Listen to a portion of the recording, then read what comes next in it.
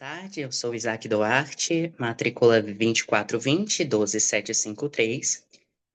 Nós iremos refletir sobre o papel do povo na democracia contemporânea por meio do diálogo de dois dos autores fundamentais da nossa disciplina, Jelinek e Kelsen. O nosso ponto de partida é uma contradição muito importante. Enquanto a teoria do Estado clássica reduz o povo a um elemento, entre outros, a teoria constitucional contemporânea, especialmente após a Constituição de 88, coloca o povo novamente na centralidade do sistema jurídico e político.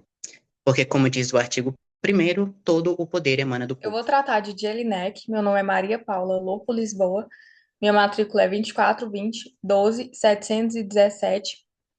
Bom, Jelinek começa dizendo que as pessoas que pertencem a um Estado formam, em sua totalidade, a população dele. Então, a gente começa dizendo que a eleição ela é uma ajuda a compor um órgão de Estado. O votar é isso. Quando o Jelinek trata disso, o parlamento já não é mais um órgão central, mas é apenas mais um órgão. Jelinek ele vai minimizar o conceito de cidadania ao exercício de direitos subjetivos. O povo, ele só é povo dentro do Estado, mas ele não constitui o Estado, no sentido de que o povo é apenas um dos elementos do Estado. Toda comunidade política, ela precisa de um comando. Para muitas coisas é necessária uma liderança. O problema está em como se constitui essa liderança, as relações de líder com os demais, a forma de relacionamento. Então, hoje em dia, existe muita burocracia na relação de líder e liderado, como a gente tem um exemplo aí do presidente com a comunidade. É uma relação burocrática, é difícil. Jelinek trata, então, de povo como sendo um conceito ativo, no sentido de que todo o poder do Estado ele vai emanar do povo. Já a população são os súditos, como se recebessem ordens, isso é, submetidos a uma vontade, né? E os indivíduos, eles não são apenas objetos do poder estatal, como obedientes a leis, né? Mas sim sujeitos de direito. Então, Jelinek traz esse conceito de sujeitos de direitos dentro de uma comunidade jurídica reconhecida. A de cidadão, ou seja, um cidadão ativo, que participa na formação dessa vontade comum. E a de súdito, isso é que vai ser submetido a essa vontade comum. As doutrinas posteriores sobre o Estado, que superaram o direito natural, reconheceram o povo apenas como o elemento do Estado, mas com frequência o reconhecimento da qualidade subjetiva do povo é deixado em segundo plano, o que dá origem ainda hoje a um erro profundo, que é o de considerar o Estado, ele é identificado como superior, como governo ou como um superior, que é dividido entre si, uma das quais seria o soberano e o outro seria o povo,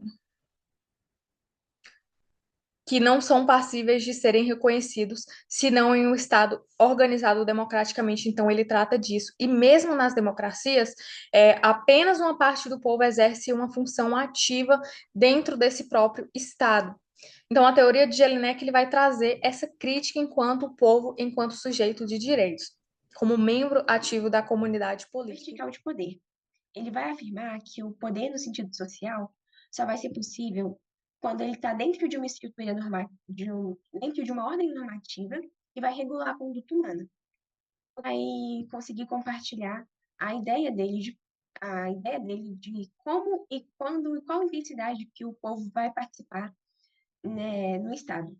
Então, ele vai tratar o povo como um médio elemento e não tendo uma soberania, o poder do povo para Kelsen, ele nunca vai estar acima da Constituição. Ele tem que obedecer à hierarquia do ordenamento jurídico.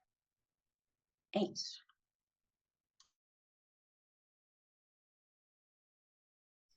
Além disso, Kelsen vai trazer uma relação vertical de poder. Ele vai afirmar que o poder no sentido social só vai ser possível quando ele está dentro de uma estrutura dentro de uma ordem normativa que vai regular a conduta humana. O que isso quer dizer? A gente precisa ter uma relação para esse poder no sentido social funcionar, uma relação em que alguém tem o poder de mando e outro tem a obrigação de obedecer. Então, a partir dessas ideias, que são centrais em Kelsen, ele vai conseguir compartilhar a ideia dele de como e quando e qual intensidade que o povo vai participar, né, no Estado. Então, ele vai tratar o povo como um médio elemento e não tendo uma soberania, o poder do povo para Kelsen, ele nunca vai estar acima da Constituição. Ele tem que obedecer à hierarquia do ordenamento jurídico. O papel do povo na democracia contemporânea é fundamental e muito complexo. Embora a teoria de ambos os autores, Jelinek e Kelsen, tenha relegado o papel do povo a um elemento de Estado somente, a teoria constitucional contemporânea e a prática democrática atual destacam a centralidade do povo no sistema jurídico e político. O povo, nesse contexto, exerce alguns pontos muito importantes que serão trazidos agora. Começamos pontuando a fonte do poder. O povo é considerado a fonte do poder em uma democracia, como afirmado na Constituição de 88. Isso significa que o poder político emana do povo e é exercido por meio de representantes eleitos pelo povo. Outro ponto importante a ser ressaltado é a participação cidadã. A participação cidadã, ela é fundamental em uma democracia. O povo tem o direito de participar do processo político, seja pelo meio do voto ou pelo meio da participação em debates públicos e mobilizações sociais. Outro ponto importante seria o controle do poder. Em suma, o povo também tem o poder de controlar o poder político, garantindo que os governantes sejam transparentes. Isso em tese. Outro ponto importante a ser trazido seria a legitimidade.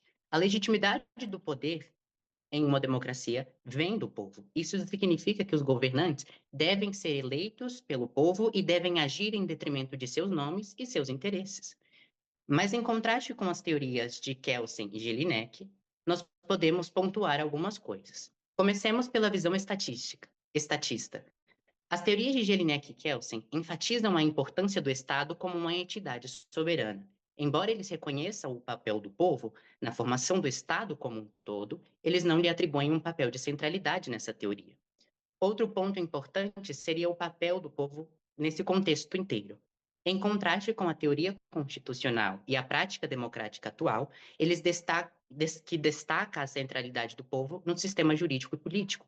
O povo é visto como titular, como parte constituinte, o sujeito da democracia.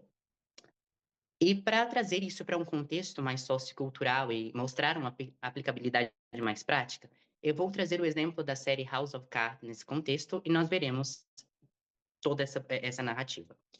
Imaginemos que o Frank, interpretado por Kevin Spacey, ele é um político muito astuto e manipulador. Nesse contexto, ele representa a política e o poder da democracia.